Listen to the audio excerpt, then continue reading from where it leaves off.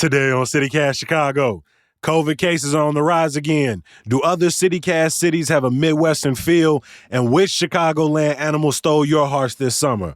Lead producer Simone Alise and I are breaking it all down. It's Tuesday, August 8th. I'm Jacoby Cochran, and this is what Chicago's talking about.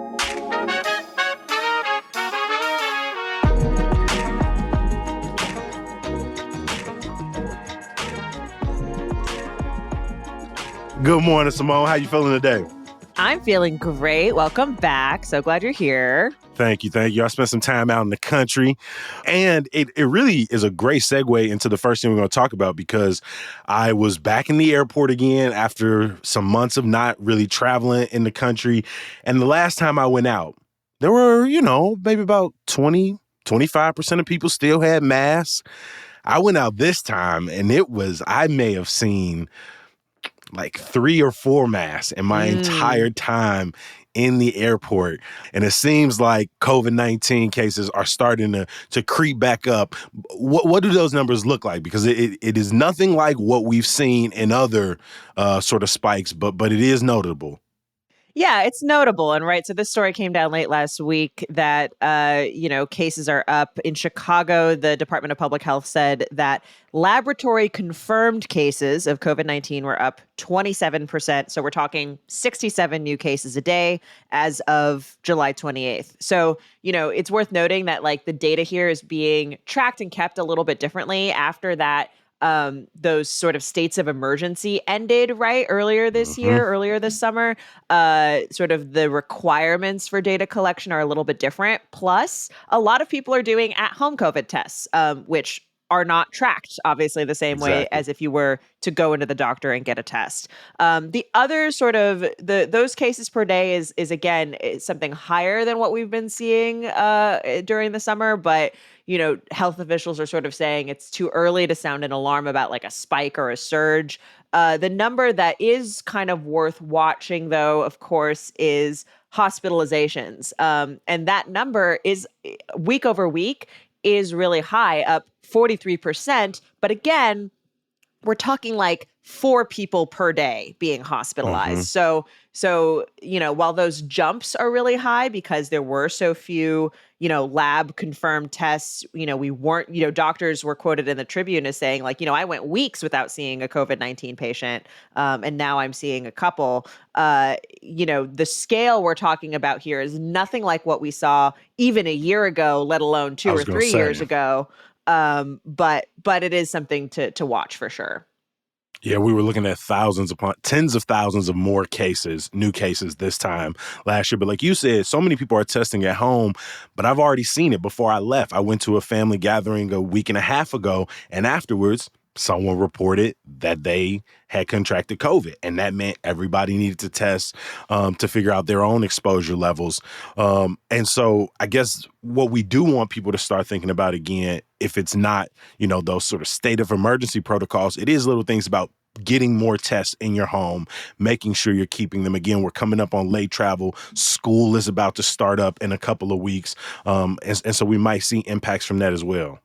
Also note, some of those at-home tests do expire eventually. Check the expiration date on those tests. I had that happen to me because I got all those free tests, from when, through the USPS and through my insurance or whatever.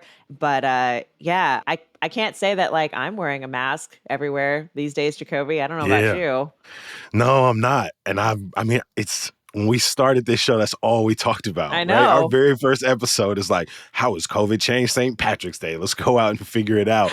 And so things have changed, but obviously the Chicago Department of Public Health is asking people, if you haven't already, get vaccinated, get your booster shots. It looks like new RSV vaccines for infants and older adults are coming towards the fall, but also new boosters are expected this fall as well. It also sounds like that these new boosters are going to be geared toward Omicron. We haven't said that word in a while. Remember that variant that took over last winter and everybody and their mother got sick from? So this new booster will sort of be geared toward that. We're not seeing a bunch of new mutations like we were seeing in, 2022, right? Where we had Delta, we had Omicron, we had who knows what was going on. So that's sort of something to look forward to as well. But yeah, I mean, I think this is kind of where we are now. Now it's like this Hmm. is, kids are going back to school. Like the fall is coming. There will be sort of more indoor activity. We've got travel coming up as well. So just sort of be on the lookout. Know if you've got tests at home, get some tests at home and have those and be prepared to go get your booster. Again, along with your flu shot, which we already should have been getting. And I'm Yeah. now certainly much better about it than I was 3 years ago. So, at least there's that. I'm gonna never get no flu shot. Our Hey Chicago sort of poll of the week was a question about who is a little more Midwest, Denver or Pittsburgh. If you're not aware, CityCast is not just in Chicago, but we got other cities across the country with two of those shows being in Denver and Pittsburgh. Simone, how did this question come up? Yeah, so Pittsburgh, CityCast Pittsburgh, our friends over there did an episode a while back sort of about what region Pittsburgh should be considered a part of. Are they Appalachian? Are they Midwestern? What? Because, they're kind of on that border. And then more recently, our friends at CityCast Denver and CityCast Salt Lake had a bit of a debate. And our Salt Lake colleagues told our Denver colleagues that Denver is more like a Midwestern city than anything else. And so that, of course, prompted us over here in Chicago, where we are in the Midwest, in the actual Midwest, to ask, like, is there any credence to this? Like, are either of these cities, can they actually be considered Midwestern? And our readers had some very strong opinions about both of these questions. I mean, I gotta ask, as somebody coming from the West Coast to the Midwest, what are your idea? Like, what makes a Midwestern city? Because neither Colorado or Pennsylvania are classified in the Midwest. But this argument about Midwest isn't one of geography, which my immediate thought was. It's more about vibes. It's more about culture. So what does that look like for you? To me, the Midwest is, a place like. There's sort of a couple different like cultural touchstones that I think kind of signify the Midwest. There is this sort of Midwest nice, thing that people talk about, which is sometimes more of a passive aggressive thing, but I think is actually, I don't know, it's more of a genuine thing than Seattle nice. I'll tell you that much. Like it's, to me, in my experience, Midwesterners are very friendly. They're very like neighborly, and kind of involved, but also that like the Midwestern urban centers, so Chicago, Detroit, St. Louis, Minneapolis too, Milwaukee, right? That those urban centers, they are sort of industrial hubs that have maybe seen better days, right? But that in their prime were so crucial to sort of the formation of this country and like the way travel was through this country. And so there's like a lot of Midwest pride and a lot of again, those industrial roots that I think kind of come through in the culture a lot. So that is sort of my take on Midwestern. I will say, when I was growing up on the West Coast, though, I probably had some flyover country biases. Yeah, I was like, I thought you was gonna start talking about cornfields and conservatives. You spent it into sort of this, they're the heartbeat of the Americana story. I thought you just finished start snapping on us. I spent a lot of time getting educated on, on how crucial but certainly before I first came here, I was like, yeah, corn and soy, right? That's what we're here for. That's what's going on. And to that point, even from what you were saying, I guess based on my stereotypes of what I think Denver or Pittsburgh are, it feels like Pittsburgh is slightly more related from that, like you said, that industrial perspective, sort of being the steel city that led the wave of skyscrapers. Even though the Southeast side would tell you a lot of that steel came from us, I imagine some of it also came from our homies over in Pittsburgh. What did the polls have to say about this? Where did they lean between Denver and Pittsburgh? Okay, so in our poll, only one person said maybe Denver has some Midwestern qualities. They were like, Denver is like maybe a little bit Midwestern. And literally everyone else was like, no, there's no way Denver's in the Midwest. I don't know what we were talking about. Pittsburgh was a little bit more divisive. About half said, no, Pittsburgh's not in the Midwest. But more than a quarter said, yeah, we would consider Pittsburgh part of the Midwest. And the rest were sort of, sort of unsure, or sort of lots of nuance in kind of what you might consider sort of the broad strokes of like why Denver is solidly not Midwest. Actually, the most common thing that was said was mountains, was the fact that Denver has mountains and it's flat out here. Like we don't, it's interesting because one of the things that does unite all of the Midwestern states, as kind of defined by the Census Bureau, is it is a flat plain out here that doesn't, not Appalachia, not the Ozarks, right? And also not the Rockies and the Western mountain regions as well. I thought that was really funny that it was like, it's not flat out there. If you want to get your voice heard on these polls that are coming out in Hey Chicago, the best thing to do is to subscribe now at chicago.citycast.fm and tap in. Before we let people go today, all summer long, just cute animals have dominated the story. Every week, it feels like there is a different set of animals that we are talking about here in Chicago or somewhere around Illinois. And the folks over at WBBM are running their Chicagoland Creature Championship, and their polls begin today, where they're ranking 8 of the best animals from the news stories this summer, including Chonkosaurus, the cow running wild in Niles, the Millennium Park foxes, of course, the piping plovers, the peregrine falcon, the Lake County black bear, the beautiful new Lincoln Park lion cubs, and the Grundy County potbelly pigs. Simone, this poll is going to run from today through September 8th, with Chonkosaurus coming in at the number 1 seed. Which of these 8 beautiful animal stories was the one that captured your heart and attention this summer? These were all such great stories. I love a cute animal story, but I think I think I'm going to go with the plovers, and here's why. Number one, number 4 seed, the piping plovers. So here's my thinking on this.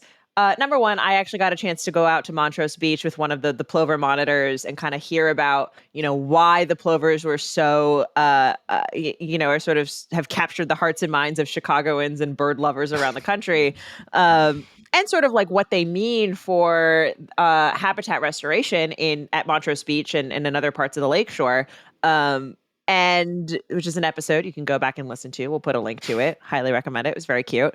But I think when it comes to like which animal story is best, or like what we should, I kind of feel like the plovers are like the Bulls in the 90s. Like I am looking for like a three-peat championship of like, yes, they are dominating. This is our animal. Like we are dedicated to this and they're doing the work. We've got, obviously Monty and Rose are the original pair of plovers that captured our hearts has passed, but we've got Imani, who is the offspring of that pairing, plus some other new plovers that are coming into the mix and like, getting up and partying over both at Montrose and in South Shore as well.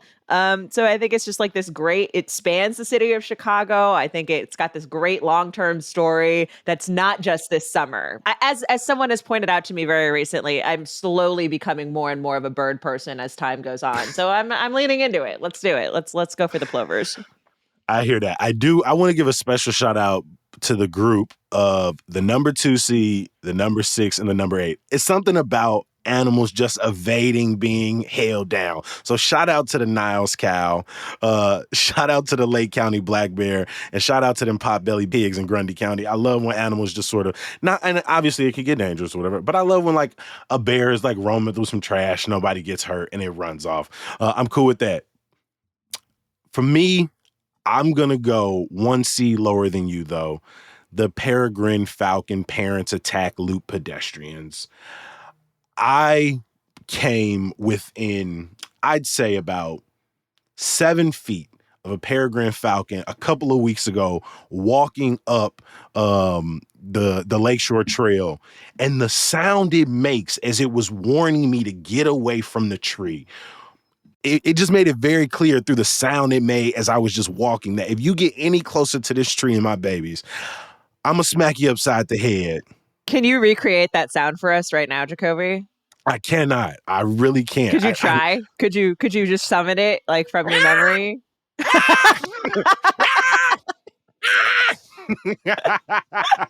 But it looked me right in my gullet and told me to keep it pushing. I wanted to take Chonkosaurus, the number 1 seed, not because I actually got to see it this summer, but going kayaking for the first time on the Chicago River, learning about the conservation efforts that are taking place there was really cool. It was one of my best memories of this summer. But the fear that falcon struck in me was just palpable. And if you see any of the social media videos of them just diving out of the sky to just peck people coming on the sidewalk, I feel a little bit of humor when I'm watching it. I'm not gonna lie. I feel bad, but I laugh a little bit. Chonkosaurus, the snapping turtle that was discovered in the Chicago River, a native turtle, in fact, to the Chicago River, was definitely among. It was a tough decision because that is just such a great, again, another story of conservation that I love. And also, like, who doesn't love a fat turtle? Like, what? Come on. How are you supposed to? And you will see plenty of turtles on that kayak ride. So if anybody's interested, linking up with the Museum of Science and Industry to take a conservation river tour, please do. It's very fun. I do think that the Plovers dropping down to a number 4 seed, I feel like people is doubting their dominance. I feel like people is doubting what they bring to the table. They might have slept in the regular season, but they might turn it up. Who do you think is a dark horse of these animals, so to speak? I think the Millennium Park Foxes are the dark horse, really? Yes, I do. I know they're 3 seed, but up until you get to like the bear, I feel like the bear is the only one that is like, I'm like, outside of the foxes, I'm like, oh, wow, we got bears this close to us. But I didn't realize foxes. I know we talk about coyotes a lot, but I didn't realize foxes were like in the city, just like moving around. Like There used to be a fox in Evanston that would roam around Northwestern's campus when I was there, actually. So I'm actually quite used to seeing foxes in this area. So I was not like so like gagged over the foxes as I feel like the rest of Chicago was, you know. But maybe that was just me. Introduced that into your lexicon. I like that I couldn't think of a better word. I was not gagged. I could not think of a better word to describe the way Chicago responded to the Millennium Park Foxes. My dark horse pick is the pot-bellied pigs. In Grundy County. Okay. Yes. You think they're gonna Jimmy Butler it and make it to the? You think they're gonna Jimmy Butler it and run it to the finals? And here's why. I feel like it was maybe, at least to me, it's the story I was least familiar with. And so it was the one I wanted to click on the most and see the video of. And you think they're going to knock off Chonkosaurus? It is deeply funny. Yeah, a few of them are just cute. But no, the potbelly pigs, I just saw about 3 or 4 of them on the farm. And they're an interesting bunch. Quick reminder, make sure you subscribe to Hey Chicago at chicago.citycast.fm, not only to keep up on our polls of the week, but also to tap in with the latest in news and events. And we want to know. Let us know at 773-780-0246. Who do you think is going to win WBBM's Chicagoland Creature Championship? We will drop a link to the poll that opens today for you. As always, Simone, I appreciate you for making time. Thanks, Jacoby.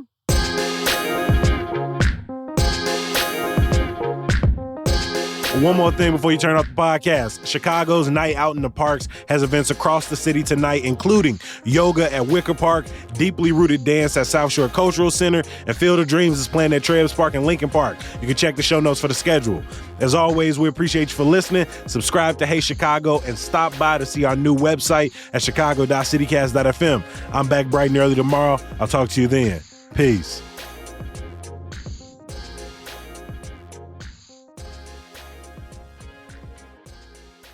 Yeah, Jacoby, thanks.